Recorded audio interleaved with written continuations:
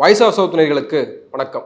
இந்த நேர்காணலில் நாம் சந்திக்கிறப்பவர் திமுக செய்தி தொடர்பாளரும் வழக்கறிஞருமான திரு சித்திக் அவர்கள். வணக்கம். வணக்கம். 471 நாட்களுக்கு பிறகாக முன்னாள் அமைச்சர் செந்தில் பாலாஜி அவர்கள் புழல் சிறையிலிருந்து நேற்று வெளியானார். அவரை திமுக தொண்டர்கள் மிக ஆரவாரத்தோடு வரவேற்ற காட்சிகளை பார்க்க முடிஞ்சது. இப்போ அதையே குற்றச்சாட்டாகவும் எதிர்க்கட்சிகள் முன்வைக்கிறத பார்க்க முடியுது. அப்படி என்ன பெரிய தியாகத்தை செய்து விட்டார், இந்த கொண்டாட மனநிலை ஏன் இருக்கிறது அப்படின்ற ஒரு கேள்வி முன்வைக்கிறாங்க. அதுக்கு உங்களுடைய பதில் என்ன?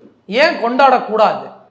471 நாட்கள் எந்தவித குற்றமும் நிரூபிக்கப்படாம உங்களால பிடிச்சி ஒருத்தரை சிறையில வைக்க முடியும், சர்வாதிகார தன்மையோடு செயல்பட முடியும்னு சொன்னா அத்தனை மன உறுதியோடு நின்று அந்த வழக்குகளை எதிர்கொண்டு வெளியே வந்திருக்கிறார் இன்னைக்கு. அப்படிங்கிற போது அதை திமுகவினுடைய தொண்டர்களும் திராவிட முன்னேற்ற கழகத்தினுடைய தோழர்களுங்கிறதையும் கடந்து ஒட்டுமொத்தமாக ஜனநாயகத்தின் மீது நம்பிக்கை இருக்கக்கூடிய அனைவரும் கொண்டாடப்பட வேண்டிய ஒரு நிகழ்வு இது. இது ஜனநாயகத்தின் மீதும் மக்களாட்சியின் மீதும் நீதித்துறையின் மீதும் நம்பிக்கை பெற்றிருக்கக்கூடியவர்கள் கொண்டாடத்தான் செய்வாங்க. ஏன்னா நீங்க ஒரு இன்வெஸ்டிகேஷன் பிரிசனராகவே 471 நாட்கள் சிறையில வைக்க முடியும் அப்படிங்கிறது எவ்வளவு பெரிய ஒரு ஜனநாயகத்திற்கு எதிரான ஒரு செயல். அப்படி நம்ம எமர்ஜென்சி விட மோசமானதா? எமர்ஜென்சியை விட மோசமானதுன்னு எமர்ஜென்சியை பார்த்தவங்க சொல்றாங்க. கழகத்தின் தலைவர், தமிழ்நாட்டினுடைய முதலமைச்சர் எமர்ஜென்சியில சிறைக்கு போனவர். அவரே இன்னைக்கு சொல்றாரு எமர்ஜென்சியை விட கொடுமையான ஒரு நாட்களாக இது அவருக்கு அமைஞ்சிருக்கு. அப்படிங்கும் போது நாம எமர்ஜென்சியை வார்த்தைகள்ல படிச்சவங்க, ஆனா எமர்ஜென்சியை அனுபவித்தவர்கள் இன்னைக்கு சொல்றாங்க இந்த 471 நாட்கள் என்பது எமர்ஜென்சியை விட கொடுமையான ஒரு காலகட்டம். ஏன்னா இன்வெஸ்டிகேஷன் பிரிசனராகவே அவரை உள்ள வச்சிருக்கிறாங்க. எப்ப வெளியிட போறாங்கன்னு தெரியல. நேற்றைய தினம் வரை பெயில் கொடுக்கறதுல யார்கிட்ட அந்த பெயில் மெமோவை கொடுக்கணுங்கிற கேள்வி வரைக்கும் சிக்கலை ஏற்படுத்துறாங்க. அப்படிங்கும் போது இது திட்டமிட்ட ஒரு பாசிச செயல், இது ஒரு ஜனநாயகத்துக்கு எதிரான செயல். அப்படி இருக்கும்போது ஜனநாயகத்துக்கு ஆதரவாக நின்று மக்களுக்காக களத்தில் நின்று களமாடியவர் திராவிட முன்னேற்ற கழகத்தினுடைய தலைவர் சொன்ன கொள்கையினுடைய அடிப்படையில கோவை மாவட்டத்தை முழுவதுமாக திமுகவினுடைய கோட்டையாக மாற்றி காமிச்சிருக்கிறாரு. இன்னைக்கு சங்க பரிவார் கும்பலையும் ஆர்எஸ்எஸையும் பிஜேபியும் கோவை மாவட்டத்தில் ஓட ஓட விரட்டியவர் அண்ணன் செந்தில் பாலாஜி என்கிற காரணத்தினாலதான் இன்னைக்கு அவங்களுக்கு இவர் மேல எவ்வளவு பெரிய வன்மத்தை வெளிப்படுத்துறாங்க. அந்த வன்மத்தினுடைய வெளிப்பாடு தான் இந்த வழக்கு, வன்மத்தினுடைய வெளிப்பாடு தான் இந்த 471 நாட்கள் சிறை. அமலாக்கத்துறைக்கு தெரியறதுக்கு முன்னாடி ஆட்டுக்குட்டி சொல்றார். என்ன சொல்றாரு? இவர் வீட்டுக்கு ரைடு வரப்போகுது. ஆட்டுக்குட்டி என்ன அமலாக்கத்துறையினுடைய தலைவரா அப்படிங்கிற கேள்வி நம்ம அன்னைக்கே எழுப்பணும். அப்போ உங்களுக்கு இதோடைய ட்ராக் ரெக்கார்டை பாருங்க. இது மட்டும் இல்லை, எங்கெல்லாம் பிஜேபி எதிர்த்து கேள்வி கேட்கப்படுகிறதோ அங்கெல்லாம் அந்த அரசியல் கட்சியினுடைய மூத்த தலைவர்களாக இருக்கட்டும், களத்தில் நின்று களமாடக்கூடியவர்களாக இருக்கட்டும், அவங்கள பிடிச்சி சிறையில் வைக்கக்கூடிய வேலைகளை செய்கிறாங்க. அப்படிங்கிற போது இன்னைக்கு தமிழ்நாட்டில் 471 நாட்கள் மன வறுமையோடு களத்தில் நின்று போராடி இன்றைக்கு வெளியே வந்திருக்கிறாருங்கிற போது அதை ஜனநாயகத்தின் மீது நம்பிக்கை இருக்கக்கூடிய அனைவரும் கொண்டாடத்தான் செய்வாங்க. திமுக தலைமையை காட்டி கொடுக்கல, திமுக தலைமைக்கு விசுவாசமாக இருந்திருக்காரு, அதனாலதான் ஸ்டாலின் இவ்வளவு உணர்ச்சி பெருக்கு ட்வீட் செய்திருக்காருலாம் எதிர்கட்சிகள் விமர்சனம் பண்றாங்களா? அப்போ இவங்க ஏதோ சொல்லல, அமலாக்கத்துறை கிட்ட செந்தில் பாலாஜி அவர்கள் எந்த வாக்குமூலத்தையும் கொடுக்கல, அதனாலதான் திமுகவினர் கொண்டாடுறாங்க. திமுகவின் தலைமையை காட்டி கொடுக்கறதுக்கு என்ன? திமுக தலைமை பாதம் தாங்கி பழனிசாமி மாதிரியான ஒரு நிலைமையிலையா இருக்கு? இன்னும் கொடநாடு கொலை வழக்கு நிலுவையில தான் இருக்கு. இன்னும் அவங்க மேல அவங்க கட்சியில பொதுச் செயலாளராக இருந்த முதலமைச்சராக இருந்த ஓபிஎஸ்ஏ எங்க கொடநாடு வழக்குல இன்னும் சந்தேகம் இருக்குன்னு சொல்லிக்கிட்டு இருக்காரு. அந்த மாதிரி நினைச்சிட்டாங்க போல திமுகவை பார்த்து. திமுக அப்படிப்பட்ட இயக்கம்லாம் கிடையாது. இதுவரைக்கும் திமுகவின் மீது தொடுக்கப்பட்ட எல்லா வழக்குகளையும் நீதிமன்றத்தில் தவிடுபடியாக்கிட்டு வந்திருக்கக்கூடிய வரலாறு திமுகவினுடைய வரலாறு. அது பல சர்க்காரியா கமிஷன்ல இருந்து பேச முடியும். அந்த காலகட்டத்திலிருந்து 2Gயிலிருந்து இன்னைக்கு அண்ணன் செந்தில் பாலாஜி வழக்கு வரைக்கும் திமுகவின் மீது போடப்பட்ட அனைத்து வழக்குகளையும் நீதிமன்றத்தில் நம்ம தவிடுபடியாக்கிட்டு வந்திருக்கிறோம். இன்னும் சொல்லணும் அப்படின்னா அண்ணன் செந்தில் பாலாஜி அவர்களின் தரப்பில் வழக்க நீதிமன்றத்தில் ஒரு ஸ்டேட்மெண்ட் சொல்லப்பட்டுச்சு. அந்த ஸ்டேட்மெண்ட் தான் இப்போ இவங்களுக்கெல்லாம் பயத்தை ஏற்படுத்துது. என்ன அப்படின்னு சொன்னா, அமலாக்கத்துறையின் சார்பில் என்கிட்ட பேசினவங்க பிஜேபியில சேரணும், அப்ப நாங்க இதை மாதிரியான வாபஸ் வாங்குறோம்னு பேசினாங்க அப்படிங்கிற ஸ்டேட்மெண்ட் நீதிமன்றத்திலே நம்ம முன் வச்சிருக்கிறோம். அப்போ இது எப்படிப்பட்ட ஒரு நிலைமையை அவங்க முன்னெடுத்திருக்கிறாங்கன்னு பாருங்க. இது இவருக்கு மட்டும் இல்ல, குமாரசாமி கர்நாடகாவினுடைய முன்னாள் முதலமைச்சர் சட்டமன்றத்திலே பதிவு செய்தாரு, பிஜேபியில சேரல அப்படின்னு சொன்னா உங்க மேல வழக்கு போடுவோன்னு என்ன மிரட்டினாங்க அப்படின்னு. மணிஷ் சிசோடியா சொன்னாரு. அப்போ இத்தனை பேரையும் இவர்கள் எந்த மாதிரியான ஒரு பார்வையில் பார்த்திருக்கிறார்கள் அப்படிங்கிற நிலைமை இருக்கு. அப்போ அந்த அச்சுறுத்தலை நீங்க ஏற்படுத்துறீங்க. அதையெல்லாம் தாண்டி நின்று போராடி வந்திருக்கிற காரணத்தினால் இன்றைக்கு திமுகவினுடைய தலைமையும் திராவிட முன்னேற்ற கழகத்துடைய தொண்டர்களும் பாராட்டுறாங்க. அவரை திராவிட இயக்கத்தின் வரலாற்று பக்கங்களில் அவர் இன்றிலிருந்து இடம்பெறுகிறார். திராவிட இயக்கத்துடைய வரலாற்று பக்கங்கள் சொல்றீங்க இல்லையா? இப்போ அவர் மதிமுக இருந்திருக்காரு, அதிமுக போயிருக்காரு, திமுக வந்திருக்காரு. அப்ப அவருக்கு கொள்கை பின்புலம் என்ன இருக்கு, அவருடைய சித்தாந்தம் என்னவாக இருக்கு அப்படின்ற கேள்வியும் கூட வருது இல்ல? அவருடைய சித்தாந்தத்தை பற்றி கேள்வி கேட்கக்கூடியவர்கள்லாம் அவர்களுடைய சித்தாந்தம் என்னங்கிறத முதல்ல இங்க தமிழ்நாட்டில் விளக்கணும். இன்னைக்கு அண்ணன் செந்தில் பாலாஜி அவர்கள் மிக தெளிவா அவருடைய சித்தாந்தம் என்னன்னு சொல்லியிருக்காரு. பாசிச ஒழிப்பு தான் அவருடைய சித்தாந்தம், சர்வாதிகார எதிர்ப்பு தான் அவருடைய சித்தாந்தம், மனிதநேயத்தை காப்பதான் அவருடைய சித்தாந்தம், மதசார்பின்மையை பேணுவதான் அவருடைய சித்தாந்தம். திராவிட இயக்கத்தின் சித்தாந்தம் என்ன? இது அனைத்தும் திராவிட இயக்கத்தின் சித்தாந்தம். ஒன்றே குலம் ஒருவனே தேவனுங்கிற திராவிட இயக்க சித்தாந்தம், எல்லோருக்கும் எல்லாம்ங்கிற திராவிட இயக்கத்தின் கொள்கை, இது அனைத்தும் அவருடைய கொள்கை. இந்த கொள்கைக்கு எதிராக பிஜேபியோ அதிமுகவோ இன்னும் சங்க பரிவார் கும்பலோ எதிரே வருகிற போது திராவிட முன்னேற்ற கழகத்திற்கு பக்கத்துணையாக அவர் களத்துல நிற்கிறாரு. அப்ப உங்களுக்கு என்ன இதுல பெரிய கொள்கையில எல்லாம் கேள்வி வந்துருச்சு? கொள்கையில் கேள்வி கேட்கக்கூடியவர்கள், எதிர்புறத்திலிருந்து கேள்வி கேட்கக்கூடியவர்கள் இந்த கொள்கை நிலைப்பாட்டிலிருந்து அவர் மாறி போயிருக்கிறாரா, இல்ல திராவிட முன்னேற்ற கழகத்தின் தலைமை மாறி போயிருக்கா? நீட் எதிர்ப்பு போராட்டத்துல நாங்க களத்துல நிக்கிறோம், சிஏஏ எதிர்ப்பு போராட்டத்துல நாங்க களத்துல நிக்கிறோம், எல்லா களத்திலும் உறுதுணையாக களத்தில் நிற்கிறாரு.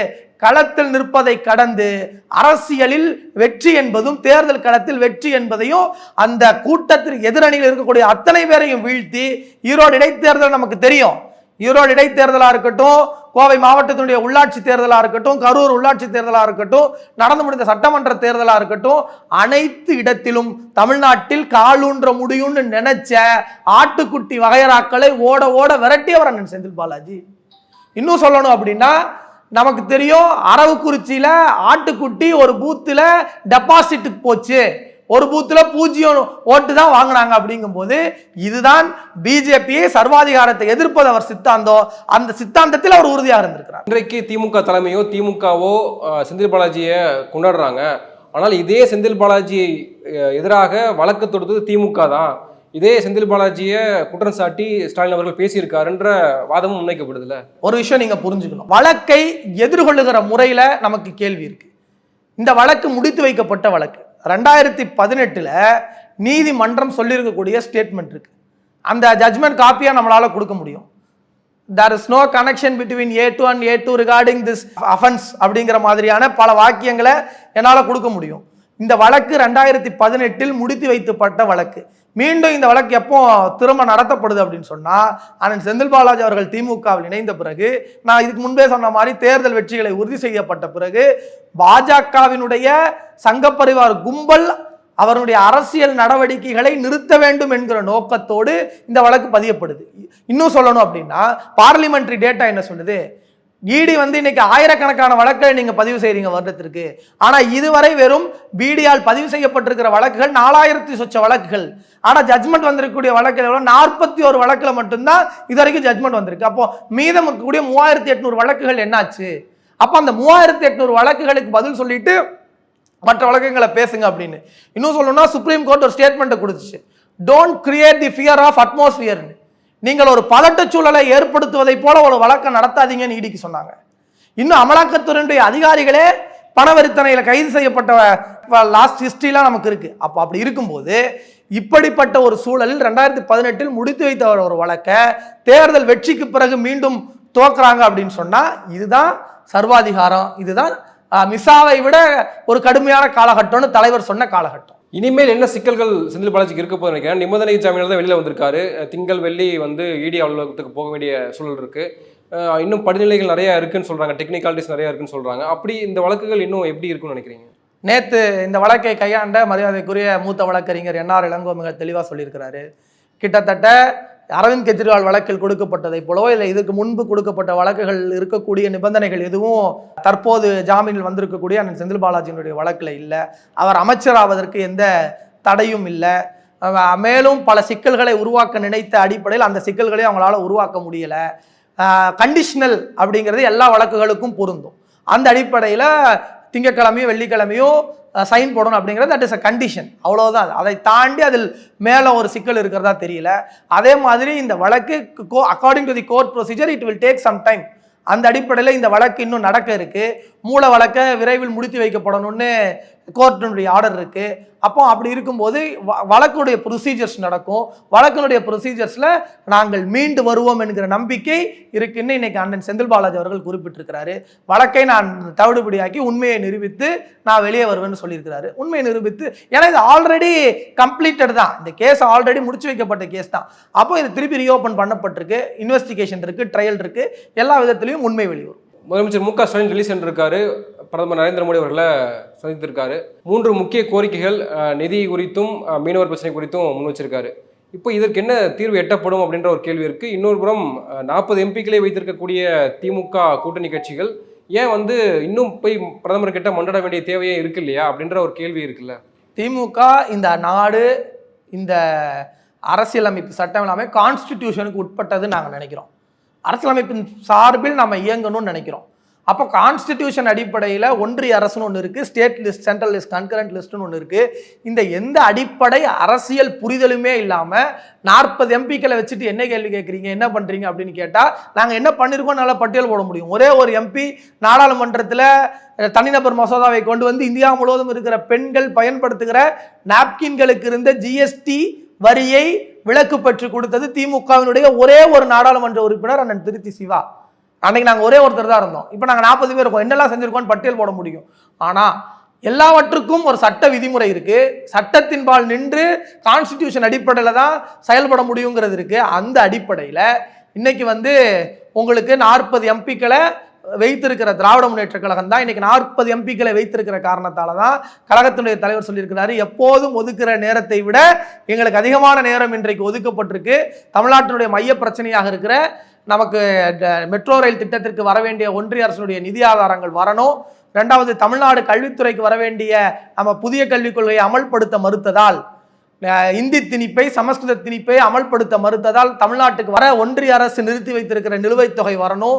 இது போன்ற கோரிக்கைகளை இலங்கை கடற்படையினால் தமிழக மீனவர்களுக்கு வரக்கூடிய பாதிப்புகள் நிறுத்தி வைக்கப்படணுங்கிற மைய பிரச்சனைகளை குறித்து முதலமைச்சரே சொல்லியிருக்காரு. நான் தமிழ்நாட்டினுடைய முதலமைச்சரின் சார்பில் இன்றைக்கு நான் இந்திய ஒன்றியத்தினுடைய பிரதமரை சந்தித்திருக்கிறேன்னு சொல்றாரு. இது ஒரு கான்ஸ்டிடியூஷனல் மீட்டிங்கு.